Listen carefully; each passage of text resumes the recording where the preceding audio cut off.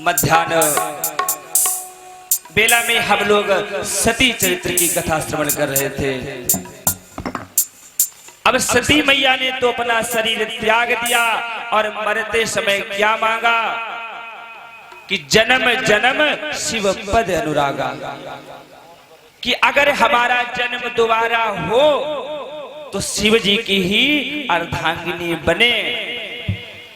और राम जी ने भी वरदान दे दिया और उसी समय सती मैया का फिर जन्म हुआ। कहां पर? हिमांचल राजा के घर में। अब धीरे धीरे मैया बड़ी हो रही है। जब देवर्षि नारद को पता चला कि हमारी मैया, और उसके बाद में नारद जी बैठ गए। फिर मैना देवी प्रश्न करती हैं, हे भगवान मुनिवर, आप तो त्रिकालज्ञ हैं, सारे संसार में आप भ्रमण करते हैं, तो बताइए हमारी पुत्री का भाग्य कैसा होगा।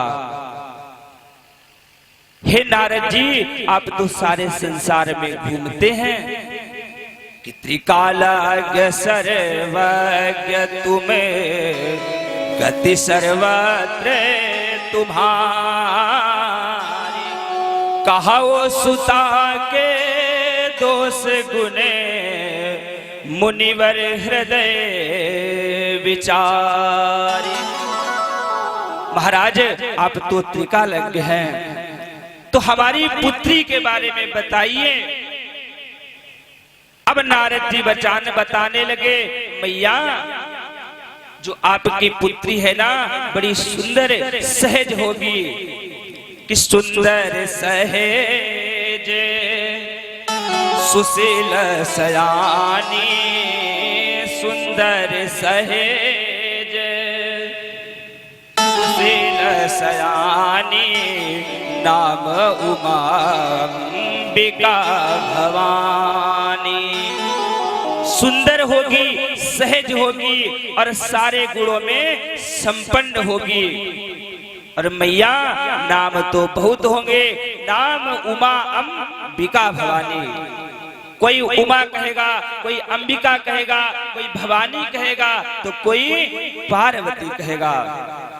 सब लक्षण संपन्न कुमारी, सब लक्षण है मैया।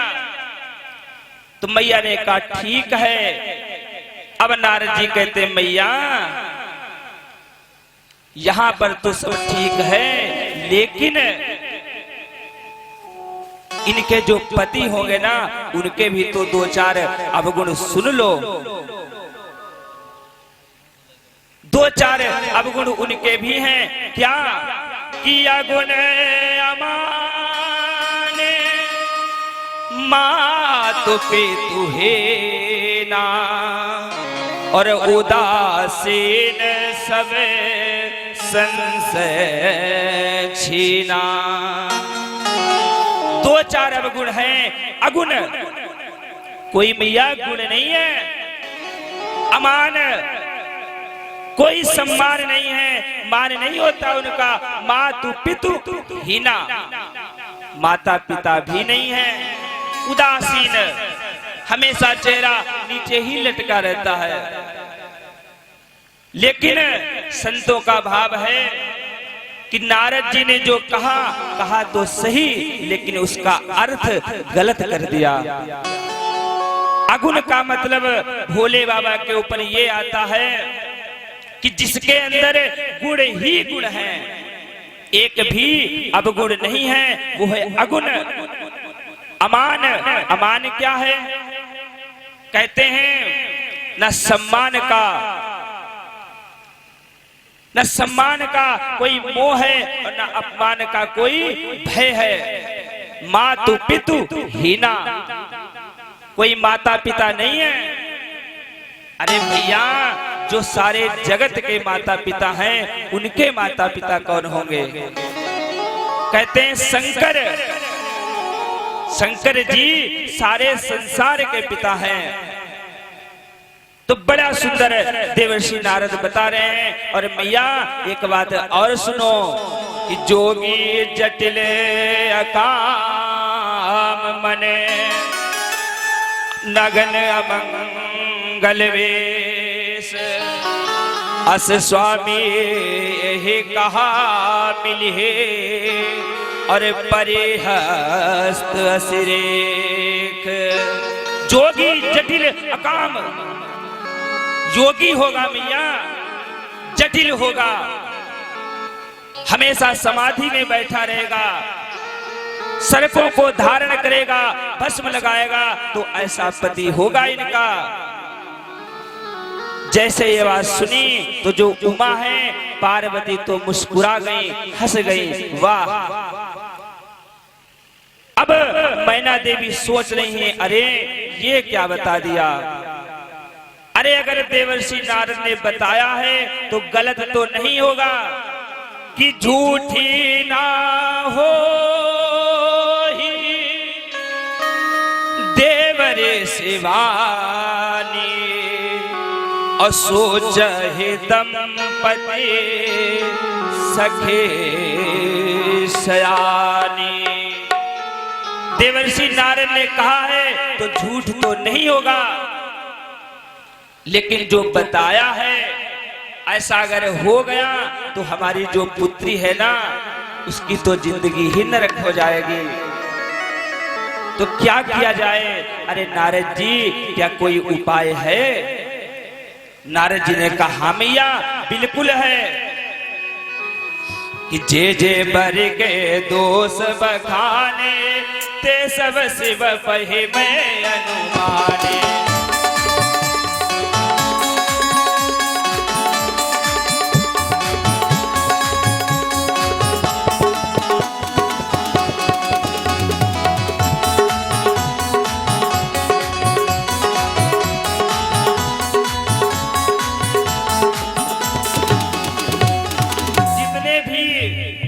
हमने अवगुण बताए हैं ना, ये सब गुण हमारे भोले बाबा के ऊपर आते हैं और इसका एक ही उपाय है। अगर आपकी पुत्री भोले बाबा की उपासना करे, तपस्या करे, तो ये समस्या हल हो सकती है। क्या? जो तप कर रहे गुमारे तुम्हारी बाबू में सके पुरारी।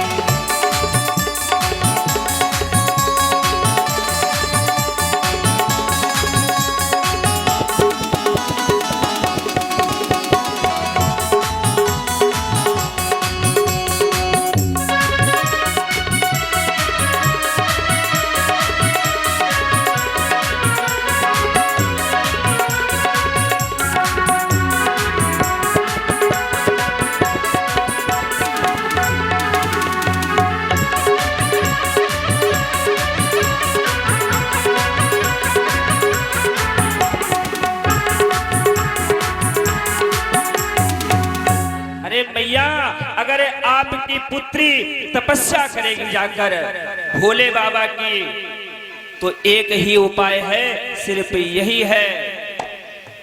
अब मैया कहती हैं, अरे स्वामी देखो, अगर कोई पुत्री का विवाह देखने जाता है तो देखता है दूल्हा कैसा है, वर कैसा है, कहीं पान पुड़िया तो नहीं खाता है, घर तो अच्छा है, कुल अच्छा है। जब घर कुल बड़े रुपए पैसे सब देख लेंगे तब विवाह करेंगे। अब देवर्षि नारद ऐसा दूल्हा बता रहे हैं तो हम तो नहीं करेंगे, चाहे हमारी कन्या मर जाए कुमारी ही, हम विवाह करने वाले नहीं हैं। कि न त कन्या बरु रहा हो कुंवारी, कंत उमाम में प्राण प्यारी। अरे हमारी कन्या कुमारी रहेगी, ऐसे दूल्हे के साथ में हम विवाह नहीं करेंगे। अब पार्वती मैया ने बहुत समझाया कि मैया जो ब्रह्मा जी ने लिख दिया है उसको कोई टालने वाला नहीं है। अब पार्वती मैया समझा बुझाकर वहां से तो निकल पड़ी और कहां पहुंच गई? तपस्या करने लगी। अब यहाँ पर तो पार्वती मैया तपस्या में बैठी हैं और गोस्वामी तुलसीदास जी कहते हैं भैया कि उमा चरित सुंदर मैं गावा और सुनहु शंभु करे चरित सुहावा। इतना चरित्र तो पार्वती का हो गया, लेकिन अब इधर चलते हैं कहां कि भोले बाबा का क्या हुआ। भोले बाबा को तो थोड़ा देखते हैं। अब भोले बाबा का क्या है कि जब ते सती जाहे तनु त्यागा और तब ते शिव बने भयहु विरागा। जब सती मैया ने अपना शरीर त्याग दिया और उसी समय भोले बाबा ने वैराग्य धारण कर लिया। अब करते क्या है कि जब ही सदा रघुनायक नामा और जहता सुनहे राम गुण ग्रामा। सिर्फ राम कथा सुनते हैं और सुनाते हैं, यही एक काम रह गया। क्योंकि सती तो है नहीं तो भोले बाबा तो अब इधर कथा ही सुनते हैं। अब नारायण ने क्या किया, भोले बाबा के सामने प्रकट हो गए। बाबा ने प्रणाम किया। नारायण कहते प्रभु हे भोलेनाथ हम आपसे एक वरदान मांगे। बाबा कहते हाँ क्या है कि अब बिनती मम सुनहु शिव जो मो पर निज ने जाहे विवाह से ले यह मोहि मांगे देहु प्रभु जी।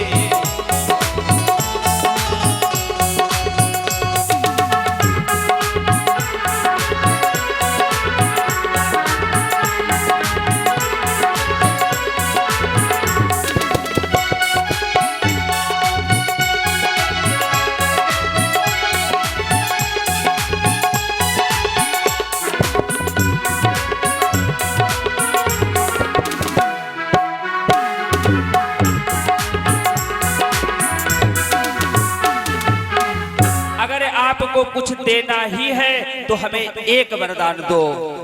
आपकी जो सती है ना उन्होंने जन्म लिया है कहां, हिमाचल के घर में, और बड़ी तपस्या भी की है आपको पाने के लिए। अगर आप हमें मानते हैं तो एक वरदान दो कि क्या करना है कि पार्वती के साथ में आपको विवाह करना है। बाबा ने कहा ठीक है, क्योंकि 3 या 4 लोग ऐसे हैं जो कुछ भी कहें बिना सोचे विचारे करो। क्या कि मातु पिता गुरु प्रभु के वाणी और बिनहे विचारे करे सुख जानी। गुरु जी, माता, पिता और प्रभु कुछ भी कहें गलत है सही है क्या है सोचना विचारना नहीं है, सीधे कर देना है। अरे हमारे परशुराम जी, उनके पिताजी ने क्या कहा कि अपनी माँ का सिर काट डालो, अपने भाइयों को मार दो। तो परशुराम जी ने सोचा नहीं, अपनी माँ का सिर अलग कर दिया, भाइयों को भी मार दिया। जब पिताजी प्रसन्न हुए, अरे परशुराम हम तुमसे बहुत प्रसन्न हैं, क्या वरदान चाहते हो मांगो।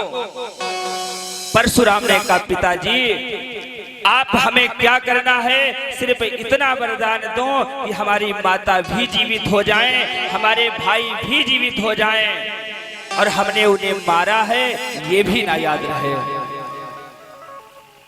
तो पिता के कहने पर अपनी मैया को मार दिया।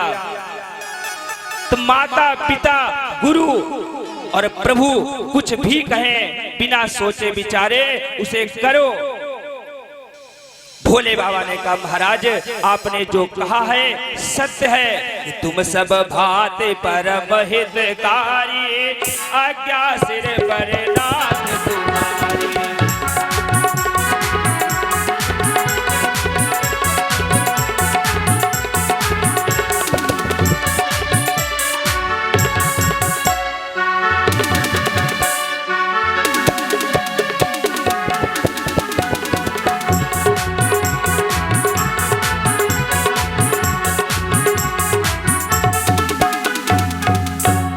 जो आज्ञा है सिरोधार है महाराज, हम करेंगे।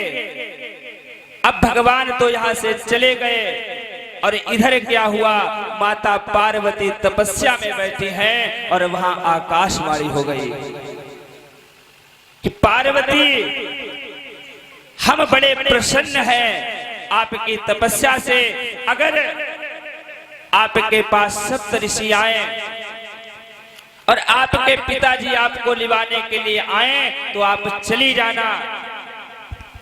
अगर सप्त ऋषि आए आपके पिताजी आपको लिवाने आए तो इसका मतलब भोले बाबा आपसे प्रसन्न है। और इधर जैसे भोले बाबा से नारायण ने ये बात कही तो भोले बाबा ने सप्त ऋषि को बुलाया और भेज दिया कि जाओ पार्वती की प्रेम परीक्षा लो जाके कि कितना प्रेम करती हमसे। इधर सप्त ऋषि चले और क्या देखा कि पार्वती बैठी हैं, ऐसा लग रहा है कोई मूर्ति बैठी हो। प्रणाम किया और ऋषि पूछते हैं पार्वती जी से कि आप क्यों बैठी हैं और इतनी घोर तपस्या आप क्यों कर रही हैं। पार्वती जी ने कहा प्रभु कि नारद कहा सत्य सोहि जाना और बिनो पंखन हम चाहिए उड़ाना।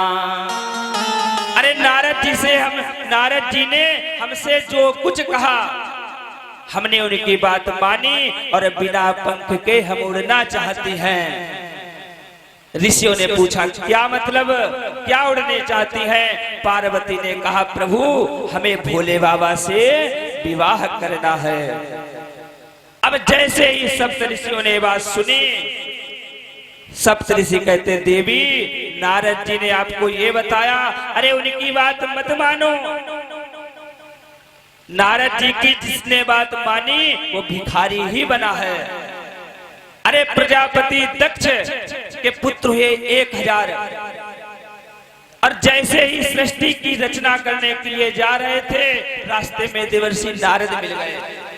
भैया कहाँ जा रहे हो? तपस्या करने। किस लिए? सृष्टि को बढ़ाने के लिए। अच्छा तो हम तुमसे 10 प्रश्न पूछें? पूछो क्या है? तो का ये बताओ क्या दोनों तरफ बहने वाली नदी को जानते हो? नहीं भैया नहीं जानते। क्या पुष्टली के पति को जानते हो? नहीं जानते। तो क्या जानते हो? पहले इन बातों को सीख के आओ फिर सृष्टि की रचना करना। तो जो 1000 पुत्र थे उन्होंने देवर्षि नारद को अपना गुरु जी बना लिया। फिर दक्ष प्रजापति ने 10,000 पुत्रों को जन्म दिया और उनको भी अपना चेला बना लिया। अरे पार्वती तुम जानती हो, तुम उन भोले बाबा के साथ में विवाह करना चाहती हो। तुमने सती का नाम सुना होगा। सती ने भी विवाह किया था और क्या हुआ? मर गई, जल के राख हो गई। तुम भी मरना चाहती हो? अरे जानती हो भोले बाबा कैसे हैं? पार्वती ने कहा हाँ प्रभु कैसे हैं? तो सप्त ऋषि बताते हैं कि निर्गुण नीलज कुबेल का पानी अकुल अगे हदिगंबर व्याली।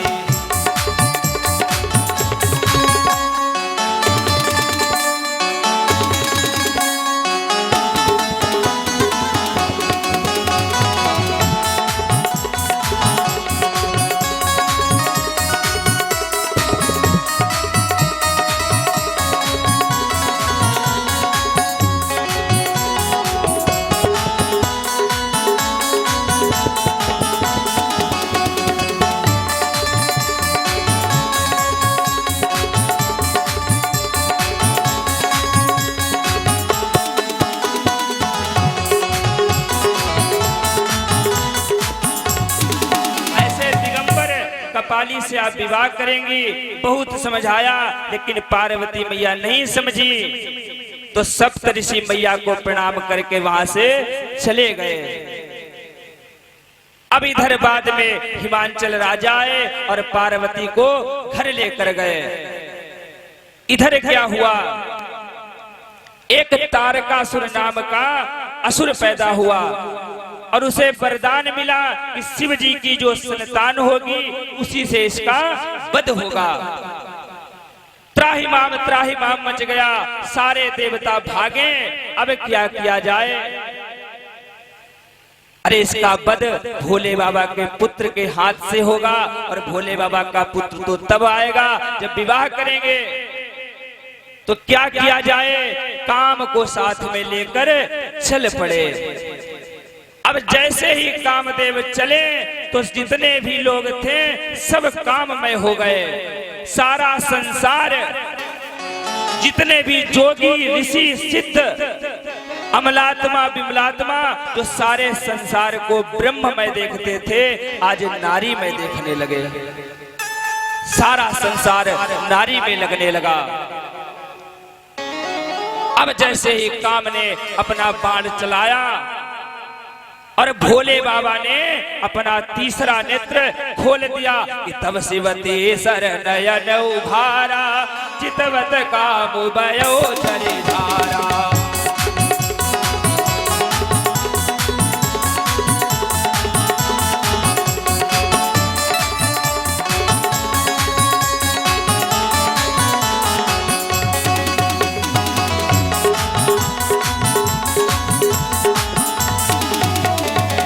जैसे ही अपना तीसरा नेत्र खोला, कामदेव भस्म हो गए।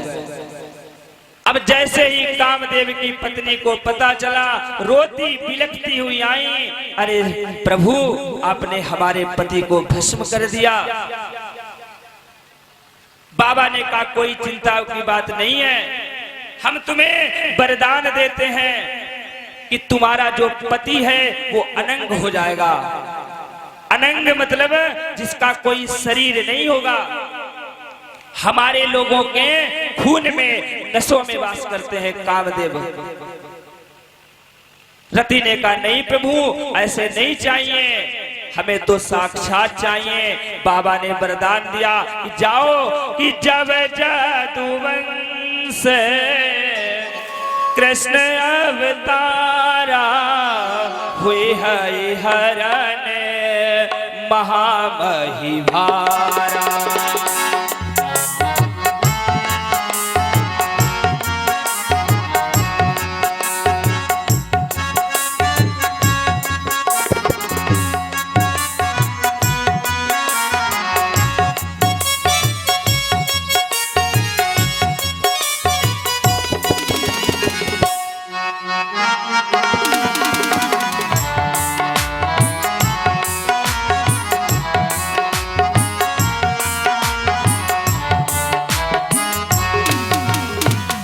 यदुवंश में कृष्ण भगवान का अवतार होगा तब तुम्हारा पति आएगा।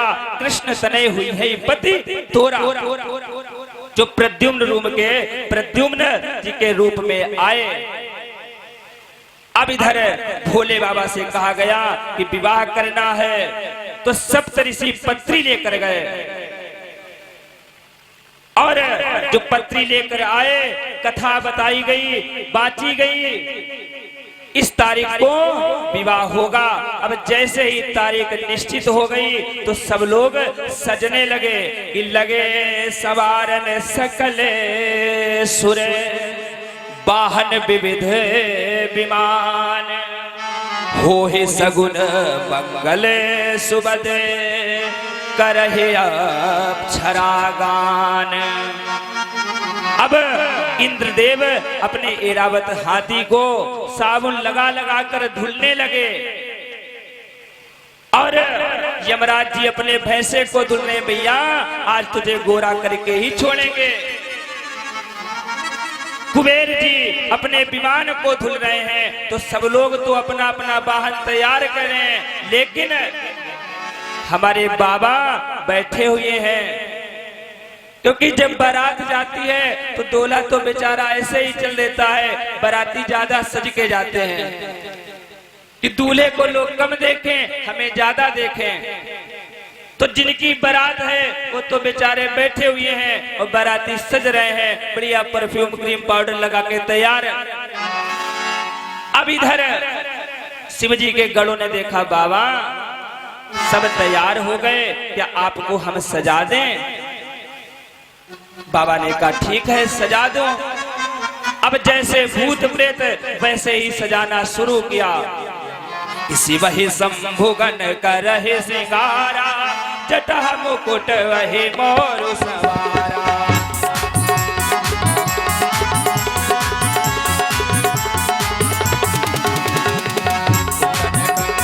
पहिरे व्याला तन विभूति बटके हरि छाला।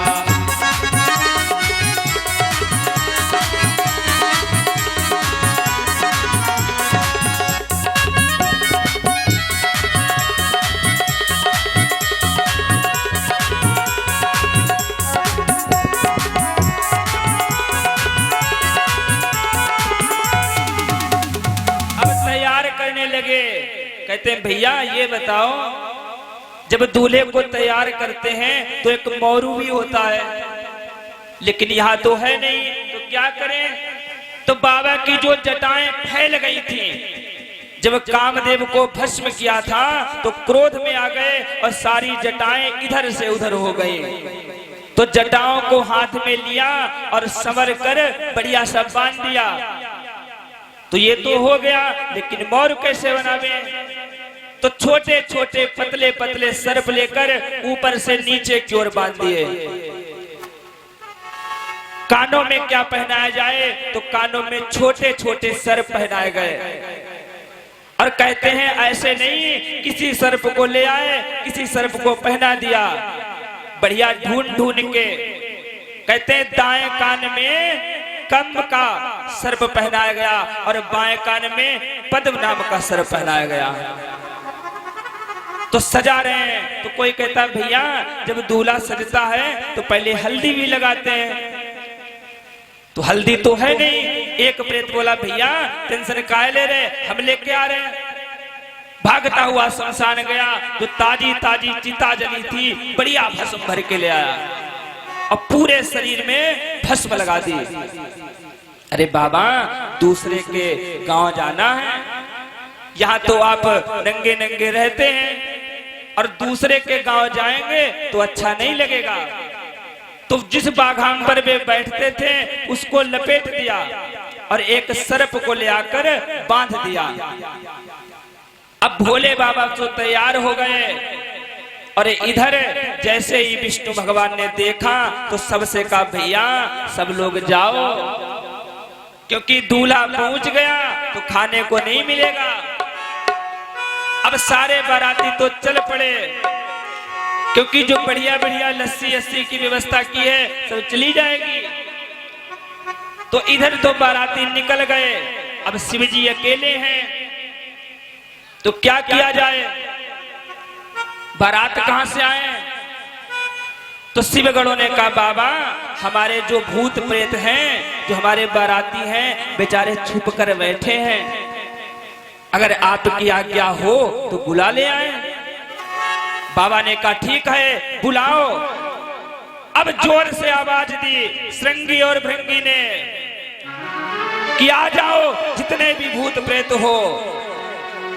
जैसे ये बात सुनी कि जितने भी भूत प्रेत थे आना शुरू हो गया कि शिव अनुशासन सुन सब आए, प्रभु पद जलज से सुन आए।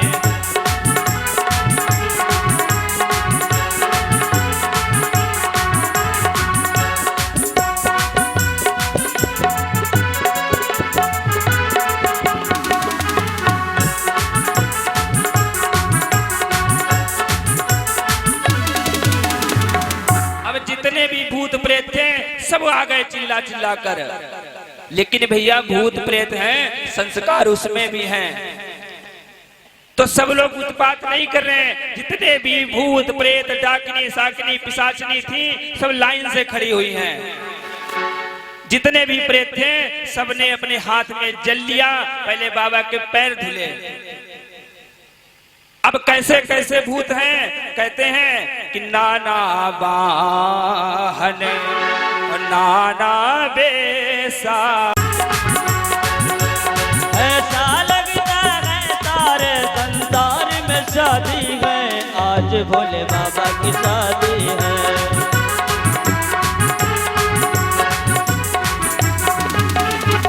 अब भोले बाबा चल पड़े विवाह करने के लिए।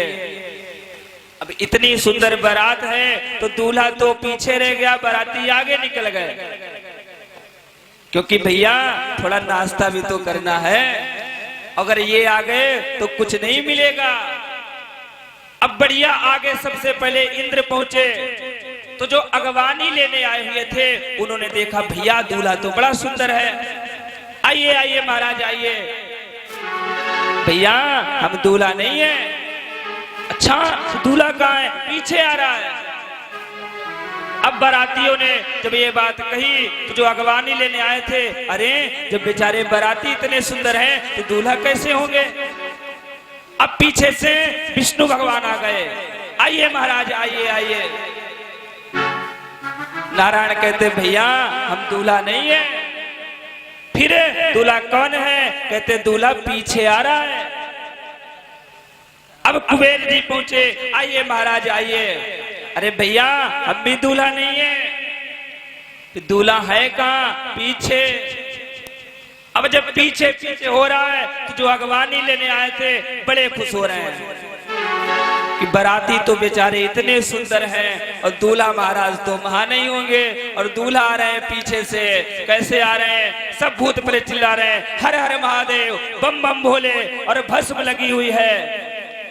जब इधर नृत्य हो रहा था, डांस हो रहा था, सारे सर्प तो नाच रहे हैं, और जो कमर में सर्प बंधा हुआ था उसने बाबा से कहा बाबा क्या हम भी नाच लें? बाबा ने कहा ठीक है नाच लो। तो जो कमर में सर्प बंधा था वो खुल गया और बागंबर गिर गया। तो बाबा तो नंगे नंगे हो गए, और जैसे ही बारात पहुंची बच्चों ने देखा अरे ये बारात है या पूरा पागल खाना आ गया। सारे बच्चे भागे, और जो अगवानी लेने आए थे कहते वो तो गिरे, और जो घोड़े आए थे वो पहले ही भाग गए। जब घर पहुंचे मैया पूछती हैं भैया बारात कैसी है? मैया मत पूछो, अरे बरू बोरा, दूल्हा तो बोरा हो गया है, पागल है, क्या होगा पार्वती जी का? तो समय भी हो गया है, जल्दी से भोले बाबा की बारात करा देते हैं। और भोले बाबा पहुंच गए। मैना देवी जब अगवानी लेने आई तो रुद्र को देखा, और इतना भयानक रूप देखा कि मैना बेचारी बेहोश हो गई। बोलो राधे राधे। अब मैना तो गिर गई, फिर उठी। तो कहते हैं जब अगवानी लेने आते हैं, बाद में जब सासू माँ आरती करती हैं तो दूल्हे की जो सबसे कीमती चीज, सबसे प्रिय चीज होती है वो देनी पड़ती है। तो दूल्हे जी से कहा गया जो सबसे प्रिय चीज है वो दे दो। बाबा ने कहा ठीक है, निकाला सर्फ रख दिया थाली में, तो मैना देवी भाग गई। ऐसा दूल्हा, अरे नारद जी को गाली देने लगी।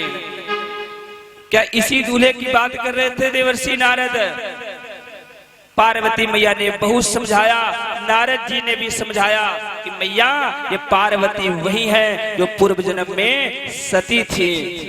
एक बार आवत शिव संगा, देखे रघुकुल कमल पतंगा।